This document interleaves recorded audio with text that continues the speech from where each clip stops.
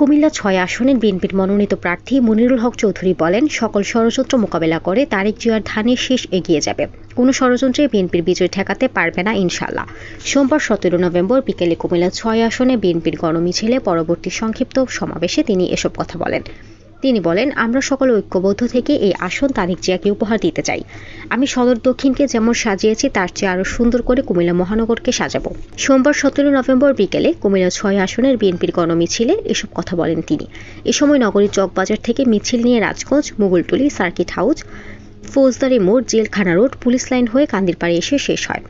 গণমিছিলে যোগ দেন বিএনপির কুমিল্লা বিভাগীয় সহ সাংগঠনিক সম্পাদক মুস্তাক মিয়া, কুমিল্লা সিটি কর্পোরেশনের সাবেক মেয়র মনিরুল হক সাক্কু, কুমিল্লা মহানগর বিএনপির সভাপতি উদ্বাতুল বাড়ি আপু, কুমিল্লা দক্ষিণ জেলা বিএনপির সাধারণ সম্পাদক আশিকুর রহমান মাহমুদ ওয়াসিম, কুমিল্লা দক্ষিণ জেলা বিএনপির সাবেক প্রচার সম্পাদক, সাবেক যুগ্ম আহ্বায়ক ও কৃষক দলের আহ্বায়ক মুস্তফা জামান, কেন্দ্রীয় বিএনপির সদস্য সৈয়দ জাহাঙ্গীর, জেলা বিএনপির সাবেক যুগ্ম আহ্বায়ক নজরুল হক ভূঁইয়া স্বপন, সাবেক মুক্তিযোদ্ধা কমান্ডার নূরে আলম, পৌরসভার সাবেক প্যানেল চেয়ারম্যান হাজী আব্দুল সালাম মাসুক, জেলা বিএনপি নেতা হুমায়ুন কবির, আবুল হোসেন, সদর দক্ষিণ উপজেলা বিএনপির সাধারণ সম্পাদক ফারুক চৌধুরী, সাবেক কাউন্সিলর খলিলুর রহমান, কুমিল্লা সিটি কর্পোরেশনের ১৪ নং ওয়ার্ড কাউন্সিলর সেলিম খান, বিএনপি আহ্বায়ক মোহাম্মদ হানিফ, সদস্য সচিব সোহেল মজুমদার সহ মহানগর ও দক্ষিণ জেলার নেতাকর্মীরা।